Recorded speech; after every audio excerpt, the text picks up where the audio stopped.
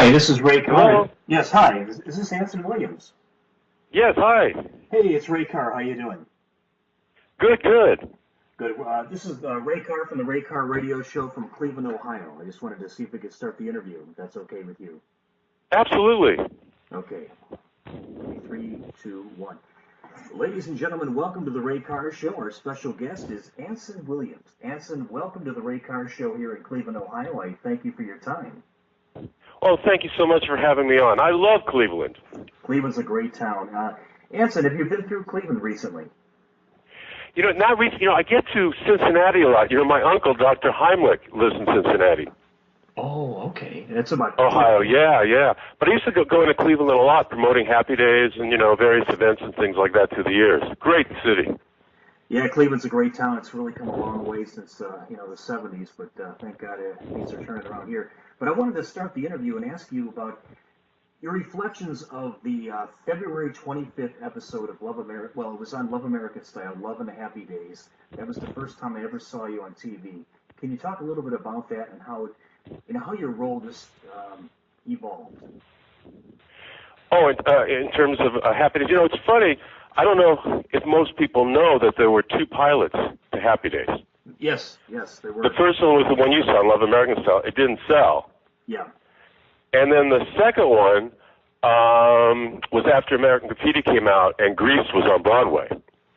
And then that one sold. But I have an interesting story. I did Mary Lou Henner's radio show yesterday. And Mary Lou was on Taxi, right? Yes. She starred in Grease with John Travolta. Right. And when they came to LA when the national company came to Los Angeles to do Grease, Paramount saw Travolta on stage playing a totally different part than he played in the movie.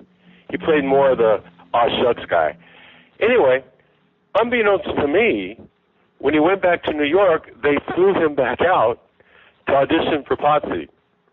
Oh my God. Thank God he didn't get it. Wow. It would have stopped his career. Yeah. Well, but isn't that an interesting story? Yeah, it's incredible. I could never have imagined that. I mean, I was dumbfounded. I was speechless. I mean, that was the. And then he got Vinnie Barbarino on Cotter, and the rest is history. Yeah, and that was in 1975. But did you ever think Happy Days would become the icon and one of the greatest TV shows in the history of television that it became? Yeah, no, I didn't know we had a special magic. The scripts were great. Gary Marshall is an amazing, mentor and leader and creator. And there was a special chemistry that was above the page with the cast. There was some magic there. But it's kind of a small world there in the studio. You take a break, you shoot hoops outside the stage. We really didn't have an idea of the power of the show. It caught us by surprise. And it was just one of those rare events of perfect casting with great material and an it factor that just connected with the world. Yeah, I felt that whenever I watched the show, the chemistry between you and Donnie Most, Ron Howard, Henry Winkler, Tom Bosley, Marion Ross, it was almost meant to be. When yeah, it was. If you think about it too much, it's crazy. The odds. It just all. I think you're right. It was meant to be. You can't create. It's bigger than the whole. There's a magic that just was, created. Do you think? Well, what do you think was the defining episode of Happy Days that really put that show in a class by itself, or was there one? Yeah, there was. The first year and a half, we were a one-camera show, like a movie. Mm-hmm. It was the beginning of the 3rd season that the whole format was changed to a 3-camera live audience show. Okay. That first 3-camera show was the magic. That was the turnaround to make it a phenomenon. Because we were almost canceled the second year. We were down to 48th place. Oh, my goodness. Once Gary Marshall put it in front of a live audience and just changed the whole tone of the show and put Fonzie up front, we became the #1 show of in the world that year. So that first episode was the turning point. Was that the episode when Fonzie went from the regular jacket to the leather jacket? No, actually, that actually took a while. It was so funny because back then, just to show you how times have changed, the network was way against Fonzie wearing a leather jacket because that would mean he's a hood. Right. Bad guy. No, he's got to wear a windbreaker. But then Gary convinced the network that it's very important that he wears a leather jacket when he rides his motorcycle or when he's with his motorcycle for safety. And they go, okay, if he's with the motorcycle, he can wear the leather jacket. That motorcycle was in Arnold's. It was in his bedroom. It was in Mrs. C's kitchen. Yeah. You look at the episodes, that motorcycle is in the oddest places, and he's wearing that leather jacket. Finally, they relented and said, okay, he can wear his jacket. My goodness. And nobody ever thought Fonzie, who was a minor character when he first came on in the early days, would ever become, what he became. I mean, Henry Winkler, of all people. Well, the part of Fonzie, it came down to two actors, Mickey Dolenz and the Monkees and Henry Winkler. And Henry was totally opposite of the part that they had written. And Henry invented this character and got the part, and the rest is history. That part was not written by anybody but Henry. I mean, he's a genius. He's brilliant, and he created that whole character, that whole magic. And I thank God for him because helped buy me a house. Wow. I mean, he became quite the main guy from the show. Anson Wiliams, our special guest here on the Ray Carr Show. That character, it's amazing. He went to the Yale School of Drama, and he learned he cut his teeth there. And I remember him on a few episodes of Mary Tyler Moore and Bob Newhart. But yeah, you're right. When he came to Happy Days, I don't know where he came up with that character. I mean, he must have done a lot of research, or he could have ad-libbed the whole thing. I don't know. No, he's totally opposite that. He had done a film called Lords of Flatbush before that with Sylvester Stallone, and I think he picked up a lot of that from because he played a hood in it, with a group of other hoods. But that's not Henry. He's 180 degrees opposite that character. He's a brilliant actor, and I don't know. He instinctively, found this guy, Fonzie. Yeah, I mean, sometimes that just happens, Anthony, where you just fall into something that you're meant to be, and this is what you are. Yeah.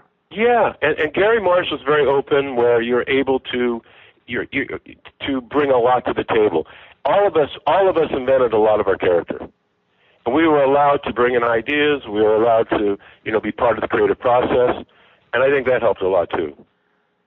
Your character, for instance, to me was very natural. It almost looked like you weren't acting at all. You were just being yourself. And that's why I liked your character so much, because it was very believable, very honest. It was well written, but it didn't seem like you were reading lines. You were being who you were.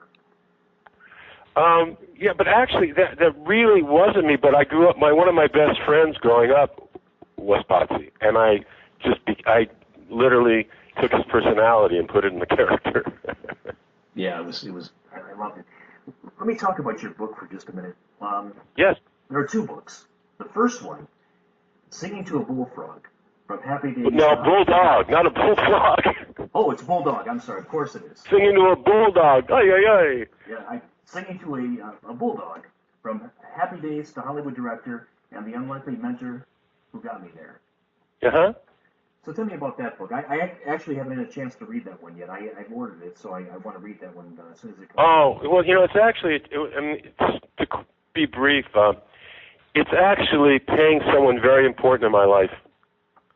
There was someone in my life. Without this individual, I wouldn't be talking to you now. And the heroes of your life are not the President of the United States or some billionaire. It's people you would never even think. I was 15 and a half years old. I had a harsh upbringing. My dad, wasn't the type. He was out of World War II, a lot of scars. He didn't make me feel very good about myself. I knew everything I did wrong and nothing I did right. So, and we didn't have any money, so any extra things you wanted in life, you had to get a job. So I'm 15 and a half. I get a job as assistant janitor at Leonard's department store in Burbank, California. And, I I didn't know who I was, and I didn't feel like I was much. I didn't feel like I counted at all. My boss ended up being an African-American man in his 50s by the name of Willie Turner, who was not educated and an alcoholic, but a functioning alcoholic. But this man turned my life around. He was the first man that talked to me, not at me. And he called his janitorial room the talk room. And there were 2 oil drum cans there. And every day when we weren't doing our job, he would talk to me. And he would give me these insightful life lessons. He helped me find me. I found my entrepreneurial abilities. I found what I was about. I found out what I was good at. When I was done with that job, I knew who I was and where I was going. So without Willie Turner, I'd be nothing. So the book, Singing to a Bulldog, is actually 30 life lessons from Willie Turner. There's all these great stories. I got kidnapped by the President of the United States' daughter for a date, kidnapped. I spent a day with John Lennon. I met Elvis Presley in a parking lot. All these crazy Forrest Gump stories in the book that are fun, but each one goes back to the talk room. Each one has a life lesson that ties into that story that's bigger than the story. So when the reader reads that lesson, that story, they're in the talking with Willie, getting the same inspiration I did, getting the same life lesson I did for their life. So they can move forward. They can climb the mountain. Like Willie would tell me, he says, you don't look at the mountain, boy. You climb the mountain. That's who wins. You climbs the mountain and stops getting in the way of yourself. So I wanted to give all this magic wisdom to everybody who reads this book. So basically, it's a book paying Willie forward. Did you talk to Willie after you left the job? Did you stay in contact? He died within a year and a half after I left the job. Oh, that's too bad. From liver cancer. Wow. But this man, I say never, ever judge where you're going to get your answers, where you're going to get your magic. Never judge. This man meant more to me than anybody I met in my life, this janitor, because he helped find me. And he can help, everyone who reads that book can help find themselves, can move forward. It motivates you to move forward. I'll definitely read that because I definitely use help in that department. And the new book, it's not really a book. I mean, I'm one of the writers on it, but it's not my expertise. This book is very important. It's a book to, it's a whole new lifestyle platform that's going to help obesity in this country. That's gonna like help people's lives, and it's more than just a little book. The background of it is, first of all, it's called the Perfect Portion Cookbook, using the 100-calorie count system. And I was in the stores. There's all these 100-calorie count foods. You can't get to the end of them. 100-calorie count popcorn, all these 100-calorie portions, right? Yes. And I was a little overweight. Now, I'm getting up there, and I want to stay healthy. But I'm tired. Weight Watchers, it takes a physicist to understand the calorie count, and the food tastes like cardboard. And I'm thinking, is there a way I can eat what I love, not overeat? Foods I love, but have easy portion control, where I can enjoy my meal, I can have foods I love, and yet I can control my health, and I can control my weight, and still be satisfied, in terms of food. So I went to my business partner, Joanna Cannell, and I, because we own a product company called Sunmaker Products. We went to 2 experts, Bob Warden, who you've seen on QVC forever, and Mona Dolgov, who's a expert nutritionist. And our challenge was this. I said, I want to eat what I love and never overeat. But can we do a cookbook where we get the most delicious 150 comfort foods that people love? Apple turnovers, lasagna, French toast, chocolate-covered pretzels, cheesecake. Can we do that? And can we make them a little healthier, but the taste is still tasty? It's just as delicious as anything you ever remembered. But can we make it in perfect 100-calorie portions? So if you make a lasagna, it's 12 perfect 100-calorie portions. So when you have your calorie count, you say, I want 300 calories of lasagna. 1, 2, 3. I want 100 calories of cheesecake. We have 1 full cheesecake. 100 calories. I want it to be the easiest calorie count ever, where you know exactly what you're eating, exactly how many calories you're getting, and foods you love. And it's called the Perfect Portion Cookbook, with the most wonderful, delicious recipes, from chicken pot pies to key lime pie to lasagna to chocolate-covered pretzels The French toast, literally the French toast is delicious. Each single piece, 100 calories.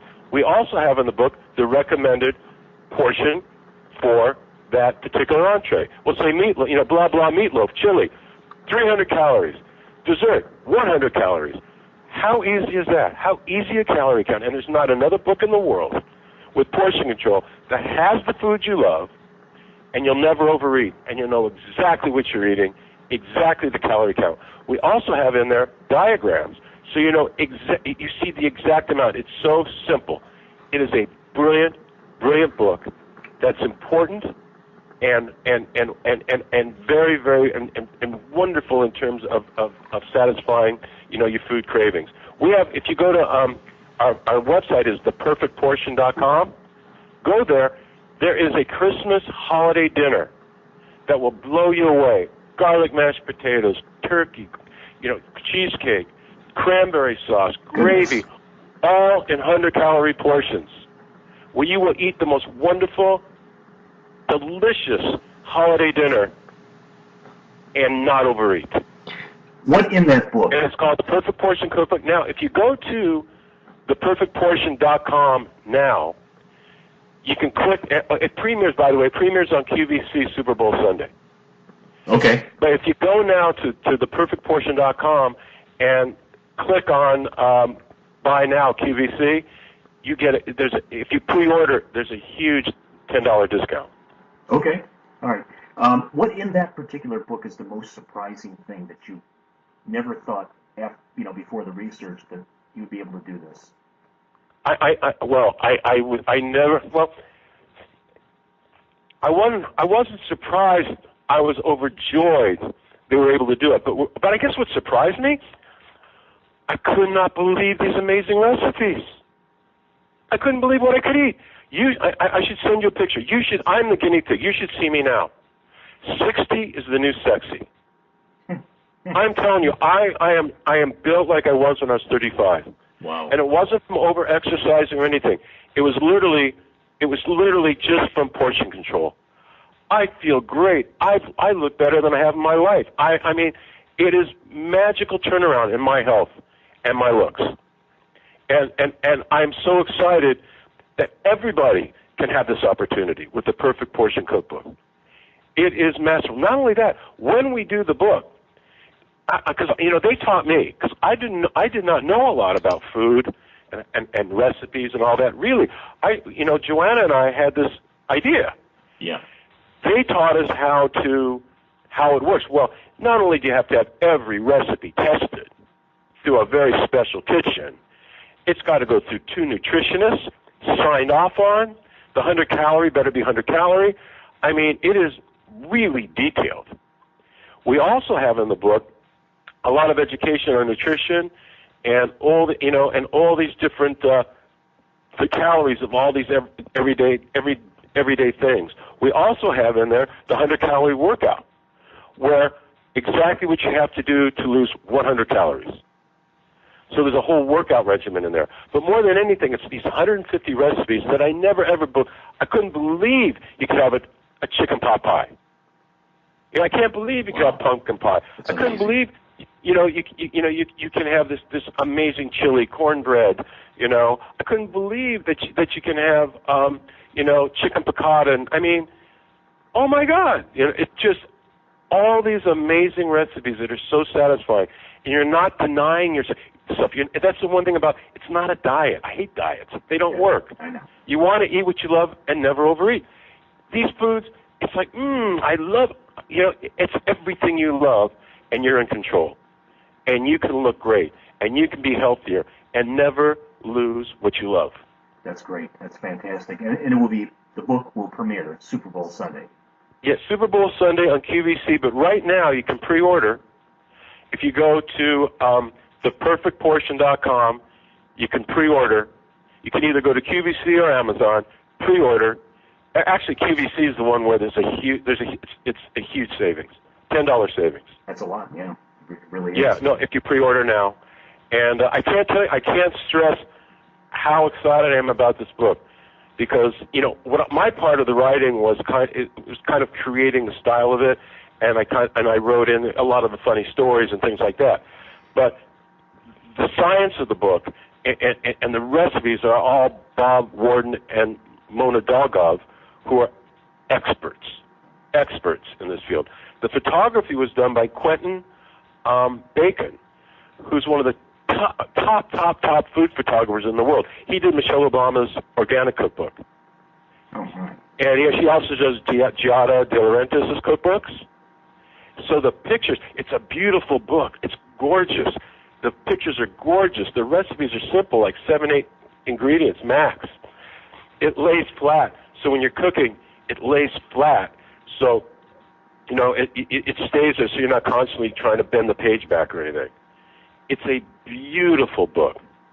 A beautiful book. Well, look forward to reading it. And so much fun for you know, for every cook out there. Well, I'm sure it'll do very well, Anson. I just looks and sounds like a book that everybody should have. Honestly, they should. There's an obesity problem in this country, and you know, people can yell and scream, oh my God, oh my. Well, you know, it's not improving, and it's not improving because diets don't work. You got to give people what they love. You got to give them what they love. You make it a little healthier, but just as tasty, just as delicious. Give them what they love with portion control, and make the calorie count perfect 100-calorie portions. So there's no thinking about it. It's easy. You don't have to be a physicist to like figure out these calorie counts. Anybody can do it, and you're not denying yourself at all a wonderful breakfast, a wonderful lunch, a wonderful dinner, wonderful desserts. You're not denying yourself any of the wonderful tastes you want in your life. Food is important. Eating's important. It's a joy. It's a wonderful part of life, but we have to do it with control. Absolutely. Anson, let me just ask you a few questions here about your directing, and if I may do that here. Your directing is very prolific, and I was very impressed with. I look at the after-school specials. You know, you did a show called The Drug Knot in 1986. Oh yeah. You know, you did Beverly Hills 90210, Melrose Place. Talk a little bit about your directing and how that all started. Well, it's, you know, I produced before I directed. In fact, the first film that was produced, it was by NBC. Ron Howard directed it. It was called Skyward with Bette Davis. Okay. And I wrote the story. And that was the beginning of creating shows and selling them. But I wanted to get behind the camera and direct, but no one would give you a shot. So I had a product I had a film in development called No Greater Gift, and I convinced the network to let me hire myself to direct it. Wow. And it won the Humanitas. I co-wrote the story, and it won the Humanitas, and it was about organ donorship way back then. Okay. And it got very good response, and it started me off. And then the second film was The Lone Star Kid, about the youngest mayor in the history of the United States, 12 years old, which was a microcosm for the way Washington should work for the people. This 12-year-old kid literally turned this town around. Well, I wrote the script, and James Earl Jones was the lead, who played this kid's best friend. Believe it, he was blind and illiterate and a junk man, and he took his only $150 and financed this kid's campaign. Oh my God! And it's a true story. James Earl Jones played that character. Anyway, that was it. That got great reviews, and then I got hired for The Drug Knot, and since then, it put me on mostly a television career, and I've done, you know, over 300 hours of television. The last show I directed was Secret Life of the American Teenager with Shailene Woodley. I directed like a third of the 100 of them. That's amazing. And Sabrina the Teenage Witch, Charmed, Hercules. Oh yeah. Xena the Warrior Princess, Star Trek Voyager, Star Trek Deep Space Nine. Amazing stuff.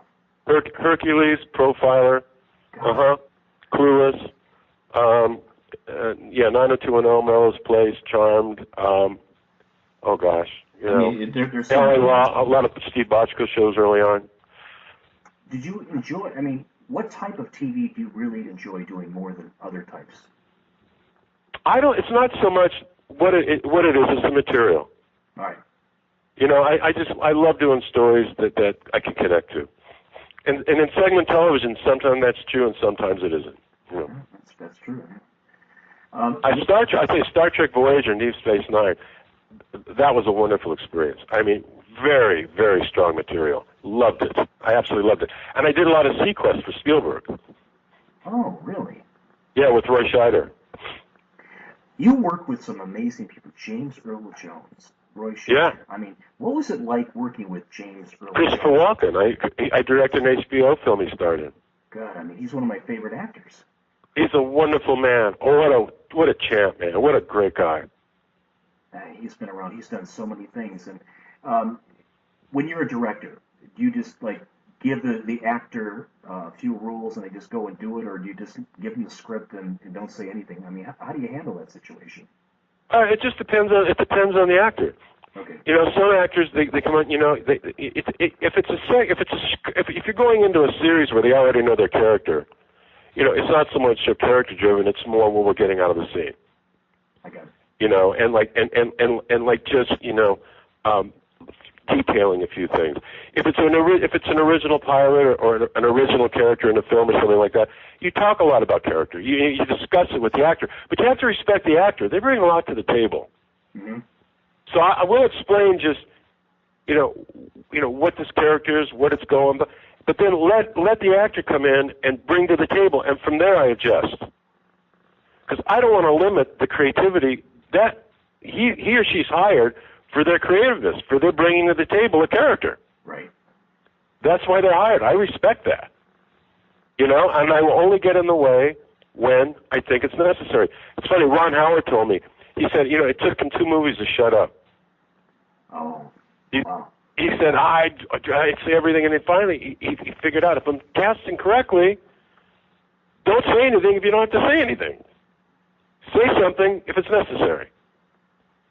Very well said. So that's pretty much, you know, directing your storyteller, and you make sure you're an orchestra leader, and you're making sure everyone's doing their part. You know, you don't teach an oboe player and a professional oboe player how to play the oboe. No, you might say softer, louder, gentler, you know, but you don't teach them how to play.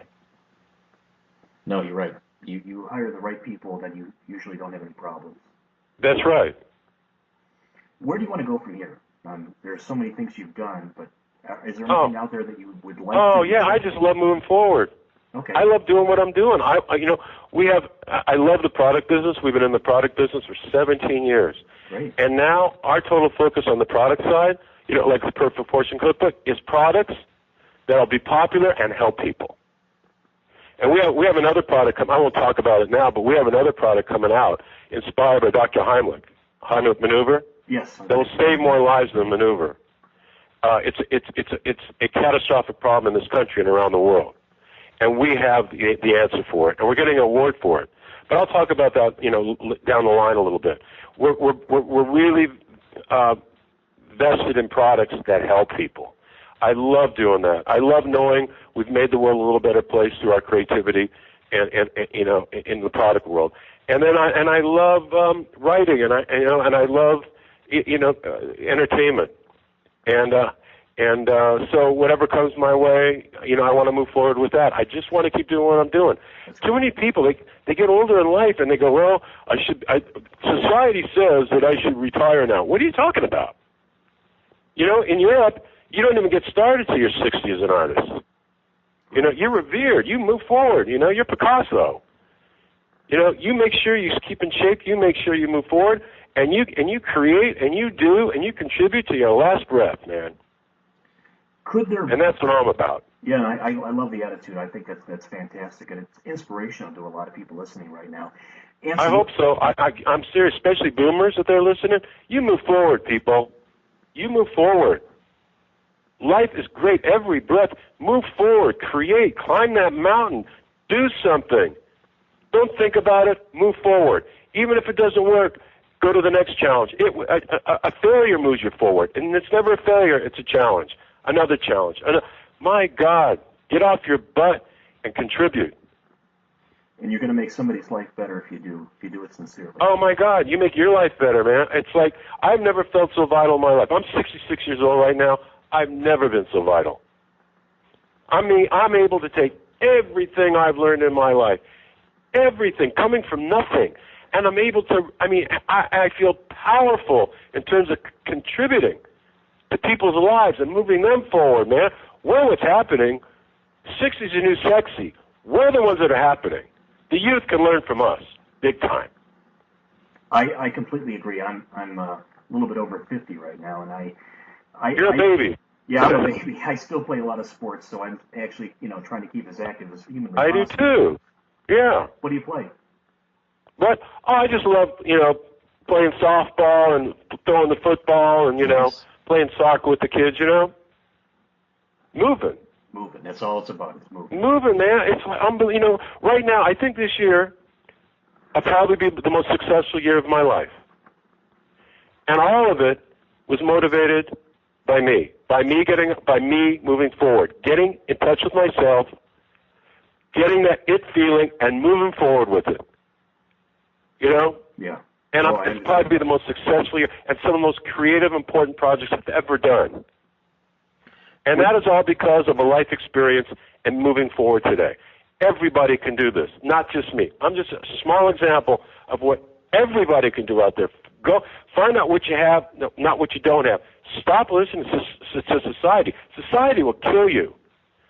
Oh, you're this age. This is where you should be. Get your 401k. Oh, retire. Oh, this. Oh, take this pill. Oh, cholesterol medicine. Notice, take control of your life. Stop listening to society. Stop being manipulated. You are what you think you are. You are what you think. Thoughts, any creation starts in your head, good or bad. And you can either create an incredible cure for something, or destroy something, or a weapon that'll destroy something. It all manifests into something. Start thinking positive. Start moving forward. You are what you think. Contribute, and be productive. And stop seeing what you don't have and start seeing what you have. I've got a great story. One great story that really motivated me. Years ago, when I got my janitorial job in high school, I tried for jobs as a dishwasher at the Smokehouse in Burbank. Okay. I didn't get it. But there's a famous story. There was a uneducated Hispanic dishwasher who was very worldly, street worldly, right? Yes. An entrepreneurial. He's washing dishes. What opportunity is there washing dishes? Nothing, right? Right. Wrong. He didn't like the soap. He didn't think they got cleaned up. He created his own soap. No kidding. He brought it into the manager. The manager said, oh yeah, he used it at the Smokehouse. Cut to, he's a millionaire. Oh my God. He created a soap for restaurants. What was it called? I don't remember. Okay, but he created his own soap though. That's amazing. 50 years ago, Wow. He created a soap for, what I'm saying is this young man found opportunity at a sink washing dishes. God. I am saying, see what you have, not what you don't have. There's opportunity everywhere. And a lot of times, that stuck with me, man. That stuck with me. Well, yeah, and a lot of times we don't even realize the opportunity that's in front of us because we have blinders on. We're too far into the forest, to see. You're too far listening to the daily sound bites of what you don't have. You're being run on fear. You're being manipulated to buy this, buy that, instead of just finding out who you are, taking control of your life and moving forward. Just like the Perfect Portion Cookbook. It's like everything you love, but you control your life. Control your count. Right. Take responsibility. Absolutely. And I can't stress that enough. Anson, thank you very much for being part of the Ray Carr Show here in Cleveland, Ohio. I really appreciate that. And before I let you go, could you do a promo for the Ray Carr Show? Sure. Just say your name and that you're listening to the Ray Carr Show in Cleveland, Ohio. Okay. All right. Okay. Ready? Yes, sir. Hi, this is Anson Wiliams, and you're listening to the Ray Carr. I can do it better. All right. Hi there, this is Anson Wiliams, and you're listening to the Ray Carr Show in Cleveland, Ohio. Thank you, Anson. And listen, when your new project comes about, I'd like to have you back on again and talk about that. Oh, I'd love to. It's very, very important. Is it possible to put the perfectportion.com on your website? It's going to be there. Absolutely. It will definitely that'd be great. And if you go to theperfectportion.com, Ray, I think you'll be very impressed with that website. Oh, I'll go to it as soon as we're done speaking. And You'll see what I'm talking about. Honestly, it's very important to move this stuff forward, honestly, because it will help a lot of people. It will get them off their butt, and it will change their habits. Well, I'll put it on my website, and I'll talk about it, and, I'll try to get a copy of it. I want to read it as soon as it comes out. Fantastic. Thank you so much. Anson, thank you. You're one of my favorite actors, and you've meant a lot to my life throughout, my teen years. And watching you, I've really admired your work, and I don't even know how to say thank you, but thank you very much. Oh, no. And thank you for the opportunity to talk about all this. I appreciate it so much. And you're welcome on my show anytime you have anything to say. Thank you so much. I appreciate that. And happy holidays to you and your family. Yeah. Have a great holiday. Okay, sir. Bye-bye. Okay.